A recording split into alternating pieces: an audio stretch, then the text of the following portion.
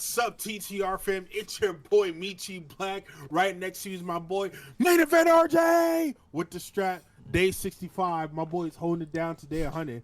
I want to see who he's going to face on day 100 for the strap. I'm just so glad you're keeping track of the days because I've been hitting 50 day benchmarks. That's all I know the days for. So I'm glad that you're keeping track of like individual 1-to-1 days because I haven't been. Oh my God. But I just look up 50 days from now and I'm moving on. But I'm glad somebody's keeping track. We need to make a fucking countdown to day 100. We gotta talk about that. But days. As y'all know, TTR friend, when you see us, we are here to talk about this. Hold on, let me rephrase that. We're here to talk about the sick shit with the sickos.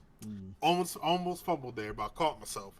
We had a go home show for Revolution on Dynamite because the dub was putting out some bangers. Revolution is gonna be a banger. I got to put that out there. If you were sold on Revolution before this show, and you're still not after it, there's just no saving you. You're gonna have to go to the Forever Box. We got Collision. Nah, that was a great show. If that didn't sell you, I don't know how to tell you. Listen, like, I'm buying it. Like, yeah, you're buying it. Yeah, I'm buying it. Yeah. Yo, continue the episode, damn it. I want to say though, this Dynamite, I didn't have high expectations for it. I can't even cap. However, it went a lot higher than what I thought we were going to get. Honestly, yeah. We had our boy my boy, because you be talking bad shit on my guy Rico. My guy Rico and Swerve with the contract signing. That was actually a lot better than I thought it was going to be. Yeah, it was a lot of Ricochet being an annoying heel, getting the crowd reactions. He had the Eagles hat on. He apparently they got a sports team that doesn't play very well, and he didn't do anything about it or say anything about it this time, which is funny because he's been doing that in every other city. So I guess even Ricochet knows low-hanging fruit when he sees it. Hopefully that means that they come back to Cleveland. My Browns are safe for the promo, but yeah, we'll get there when we get there. Yeah, but a great contract signing. Ricochet even brought up the fact that Swerve doesn't have a good track record with these. Yeah. Because the last two didn't go in his favor. Great little moment out of that. And then Swerve he's just so good at what he does. He's so good just being that intimidating force, and Ricochet still being that, like, he wants to be that so bad, he just isn't. It's so good. It's so good. No, Ricochet's absolutely hilarious, man. Bro, he got up after. First of all, I want to say this though. If I was Rico when Swerve talked about Samantha, I had to put the pause on him. I woke up to 30 tweets, and I saw it initially, but it was like the first 30 tweets, Samantha Irving reference, he said it. I'm like, oh my God. Like, the internet loved that shit. I'm telling you, he'll have to see me in the hands, because he's going to talk about Samantha and think I'm not going to do nothing. Rico, we got to talk about that, but also...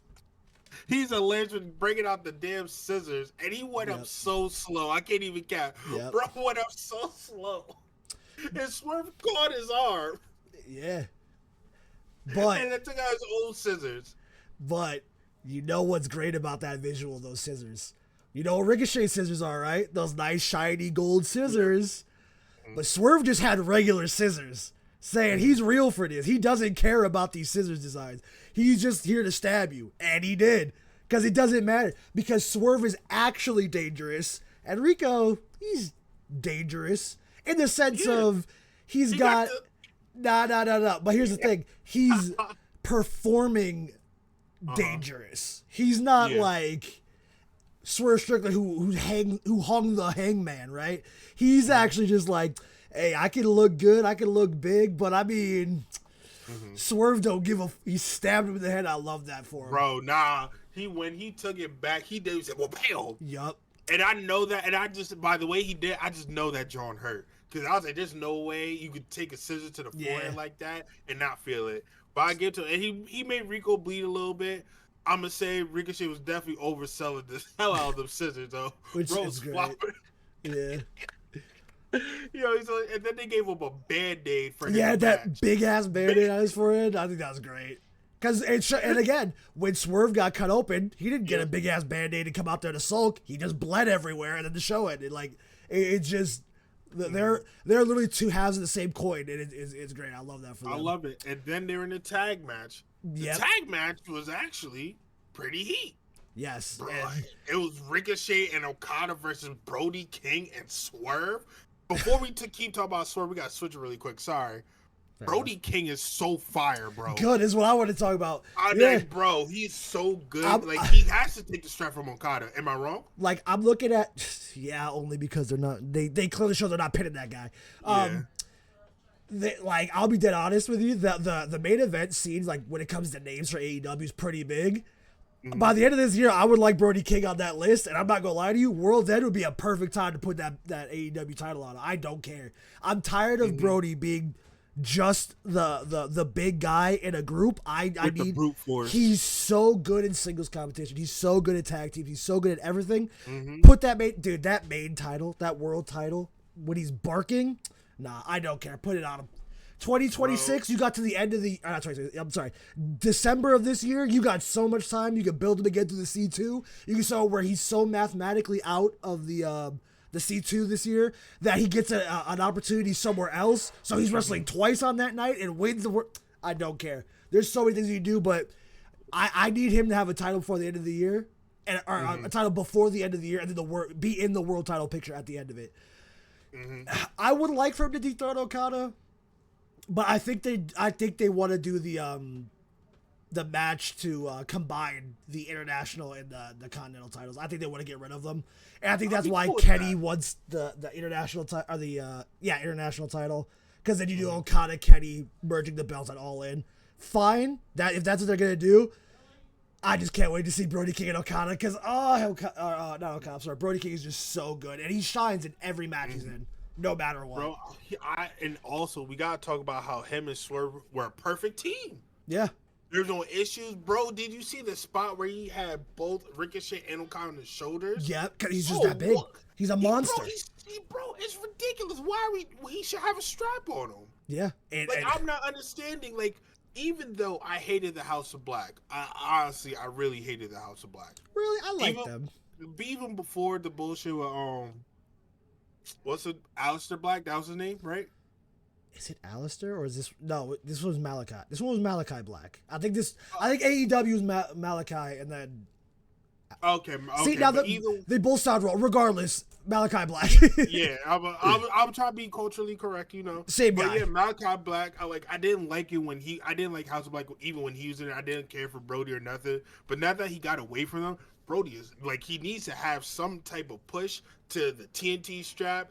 I'm gonna want to sidebar and say the TNT strap scene is so dead right now. Brody could make it big. Bro, just saying. After DG pins Adam Cole again, because they're probably gonna do another one. Have Brody King come out and just squash him, not for the belt, but topple over him, pick up the belt. You give him that run to All In, depending on the stories or whatever, or even past All In, and then have him go for the world title at World's End. It's all set up, bro. It's so. I know, bro. But we can't fantasy book too much. I know, but get back to the match. I would like to say Okada wrestled his ass off. You know, I'll be giving him shit. I'll be giving him so much shit. But I have to say Okada was really wrestling his ass off. Bro was at a good 55%. Yeah. Bro was he was at a full 100 because I'm not seeing it yet. But bro was really wrestling last night, and I was cool. I was all for it. All for it. I think that's what this. Because again, All In, All Out's end of the summer or beginning of summer? End of summer. End of summer. So I think he even kind of realizes I got to kind of up it just so that way this Continental title run doesn't feel as bad. Because there was a good long stretch where it's just bro, what are we doing? This title doesn't feel important. So I think he's, him and the company, whoever, are putting on hey, even if he's going to retain 40 times, let's just put on banger matches like we were doing. I was rewatching Dynasty the other day, and him and Pac were so good.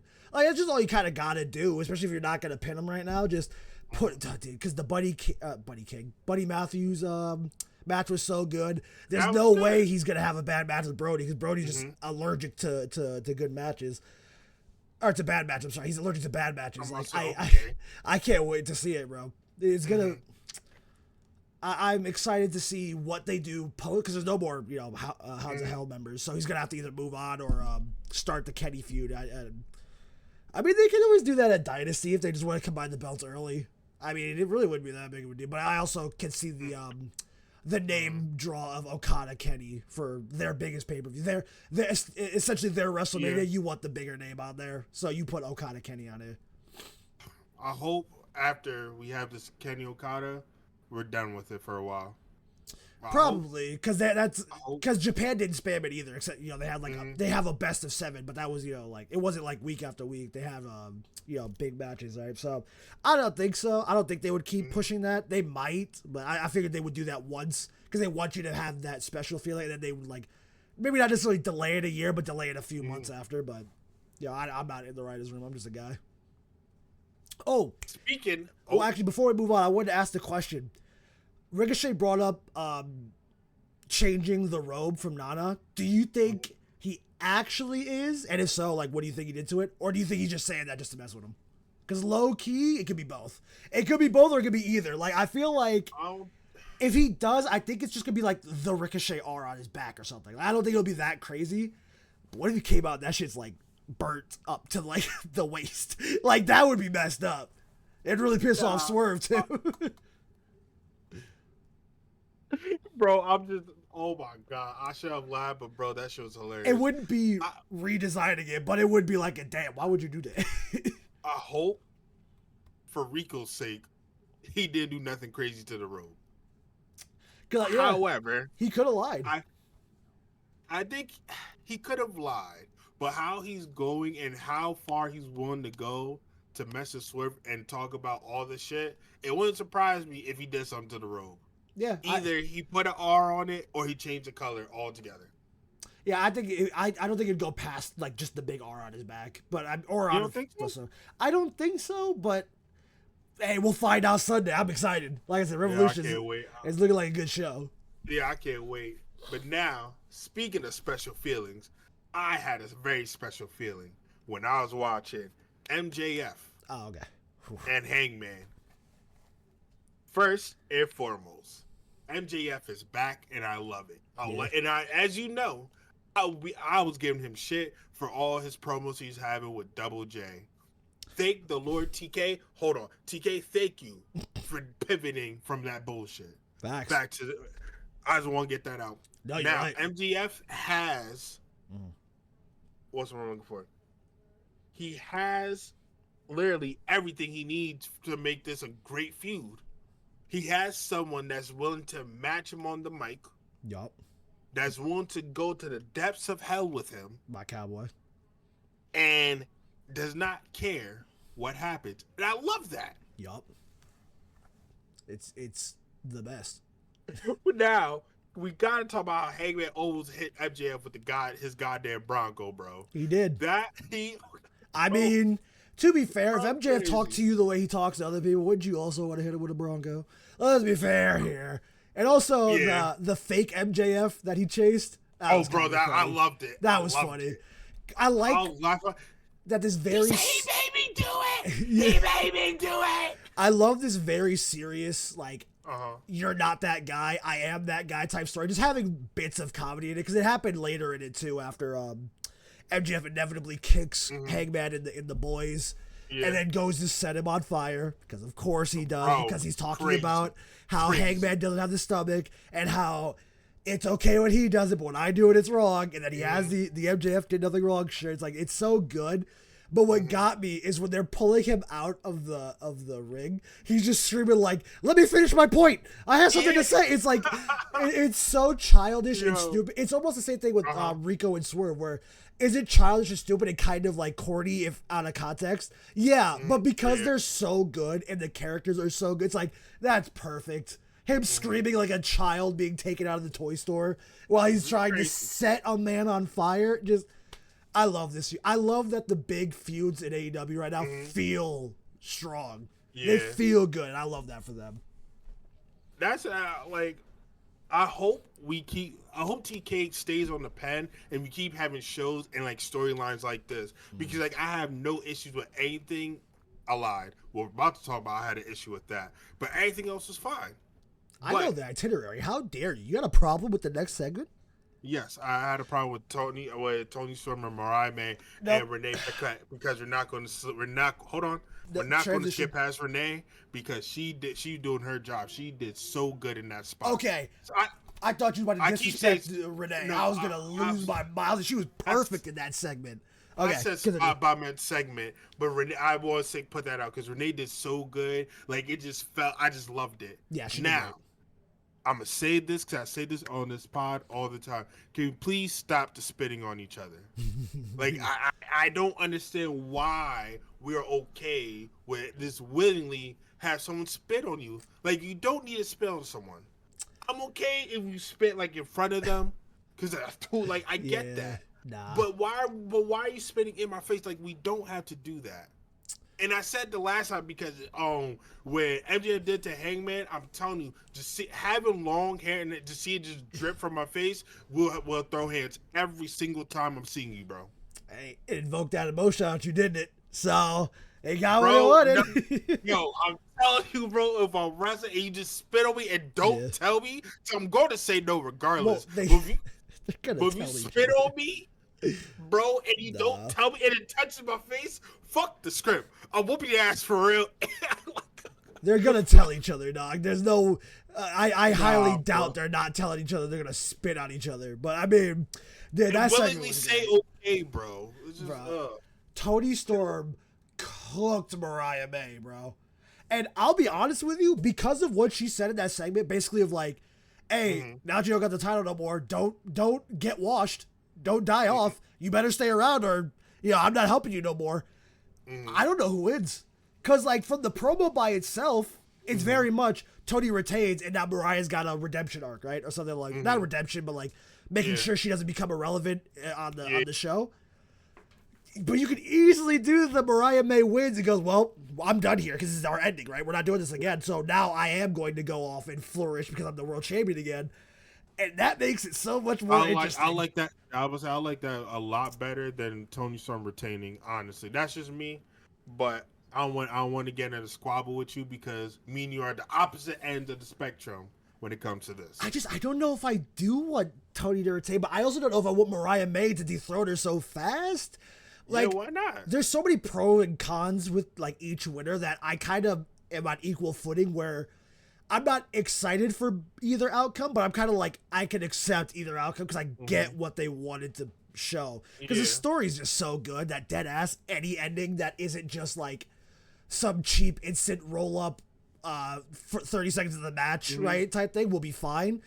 But man, I'm swaying on each side. Like, every time I look at the match card, I'm like, do I want to circle Mariah this time or do I want to circle Tony? I'm so scared for your match card. Your match card's going to make me sad. I don't know what your match card is. And I'm going to wait till Saturday morning. No, because it's Sunday. Yeah, it's I'm going to wait till Sunday morning. Fair enough. I'm going to give you a teaser just on Saturday. Just maybe like one or two match cards. Oh, one of the block? Okay, that's fair. I'll be excited to see that nonsense. Oh, my God. But on to our final segment, though. The match was okay. The match was a perfectly good TV match. Yeah. That's it. The segment was better. But Yuta and Cope is going to get Yuta beat with a belt by Mox, bro.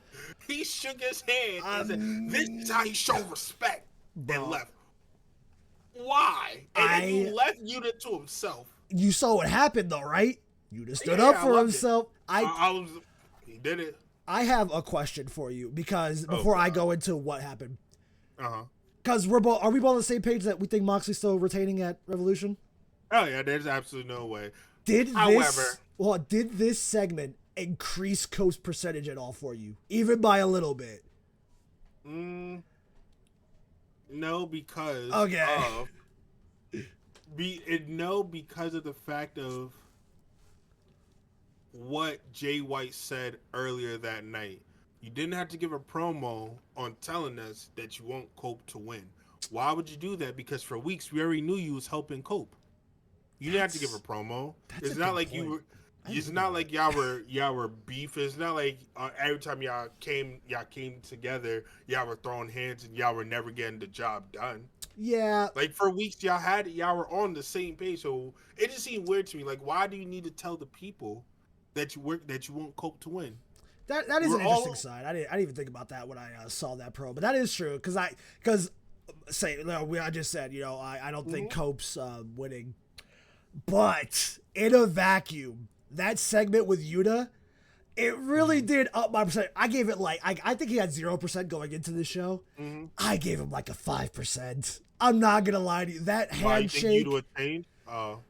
That's the key. That is the key because I could totally see them doing a Yuta turning on Moxley and then maybe going to Danielson for help, just like for trading things to like do Yuta Mox, for I think the third time and have that be a really bloody match because they're one's trying to get redemption, the other one's a violent psychopath, right? But I don't think they would do it now. I think they would wait till they have a guaranteed winner. But like that handshake and that walk away, and then Yuta getting pushed around and then just going like, F you, dude, I'm leaving. It feels more like they're setting you up to think Yuta's gonna turn, but he's not, right? Because that's like just where the wrestling brain goes. Yeah. But then I just think MJF wasn't gonna fight Hangman at this pay-per-view.